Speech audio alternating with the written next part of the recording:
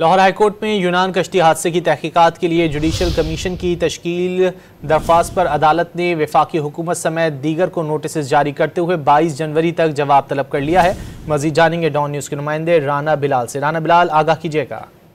जी, यूनान कश्ती हादसे की तहकीकात के लिए जुडिशल कमीशन बनाने की दरख्वास्त पर लाहौर हाईकोर्ट में भारत ने वफाकी हुकूमत समेत दीगर फरीकैन को नोटिस जारी करते हुए 22 जनवरी तक तहरीरी जवाब तलब कर लिया है। जस्टिस आसिम हफीज ने एडवोकेट अजहर सदीक की वसातत से दायर दरख्वास्त पर समाअत की, जिसमें वफाकी हुकूमत को हुए दरख्वास्त गुजार अजहर सदीक ने इख्तियार किया है कि यूनान में कश्ती डूबने से पाकिस्तानी जाँ बाग हुए हैं और पहले भी इस तरह कश्तियां डूबने से पाकिस्तानी जो है हैं।